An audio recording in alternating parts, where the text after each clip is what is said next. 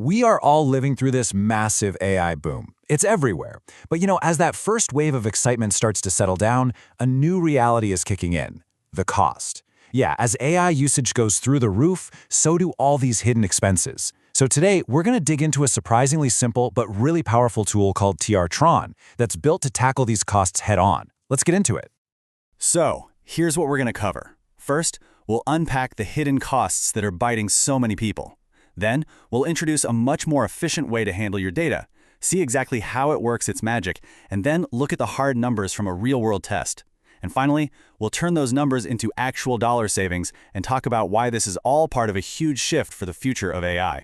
The whole conversation around AI is really starting to change. We've kind of moved past the, wow, can we even do this with AI phase? And now we're asking, okay, how can we do this efficiently? How can we do it sustainably? Because as a lot of folks are finding out, just letting AI run wild comes with some pretty big and often surprising bills. I mean, this is the question, isn't it? It's something so many developers and companies are asking themselves right now. That token-based pricing for the really powerful models can go from a fun little experiment to tens of thousands of dollars a month, like overnight. But what if the problem isn't just the AI model you're using? That's right. We're always so focused on the model itself, but it turns out that how you package up the information you send to the AI, the data format, plays this absolutely critical role in controlling not just your costs, but your app's performance too. So, if the way we format our data is a huge part of the problem, well, it can also be the key to the solution. And this is where TRON comes in. Think of it as a tool built specifically to solve this exact data efficiency problem. So what exactly is it? TRON stands for Token Reduced Object Notation. Basically, you can just think of it as a smarter, much leaner version of JSON, the format we all know and use. It's just been specifically redesigned to be way more compact and efficient for AI. Okay, so what makes TRON so cool and, actually practical? First, it's a superset of JSON, which means if you know JSON, you're already halfway there. It's also model agnostic, so you can use it with literally any LLM out there. And its whole reason for existing is to shrink the size of your data, which in turn helps the AI read and process everything that much faster. So, how does it actually do it? How does it shrink the data? Well, it's not actually magic, but it is pretty darn clever. It all comes down to one simple idea: using schemas to get rid of endless repetition.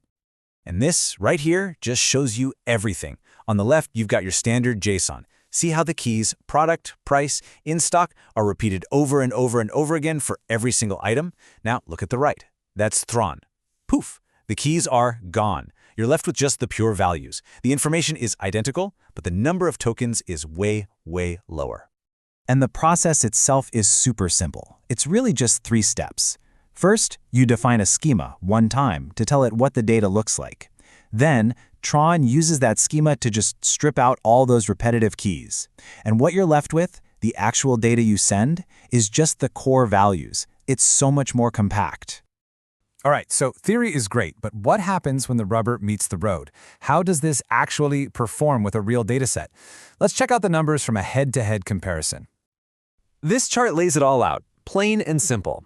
In this test, a standard JSON file used almost 7,000 tokens. By doing nothing more than converting that exact same data into the TRON format, the token count dropped to under 6,000. It's an immediate, obvious improvement. So that works out to a token reduction of about 16%. Now, I know what you're thinking. 16%, that doesn't sound world-changing. But hold on. When you're processing millions and millions of messages, that percentage adds up, and it adds up fast. And this is where it gets really important for any business, right? A 16% token reduction isn't just some cool tech spec. It translates directly into saving cold, hard cash. Let's see what that looks like at scale. Okay, so at scale, for every 1,000 messages you process, you're saving about 5,000 tokens. It's a consistent, predictable saving. Now let's put a price tag on that. So let's just use a pretty common pricing model. We'll say you're paying about 3 cents for every 1,000 tokens, which is roughly what you'd pay for a top-tier model like GPT-4. This gives us a really solid way to calculate the financial impact. And here's the bottom line. If you're processing 1 million messages a month, switching from standard JSON to TRON could save you around $150 every single month for one simple change. That's a pretty significant and recurring chunk of change back in your pocket. Okay, let's zoom out for a second, because tools like TRON aren't just about saving a few dollars here and there. They really represent a huge shift in how we think about building things with AI. The future isn't just about what AI can do, it's about doing it efficiently.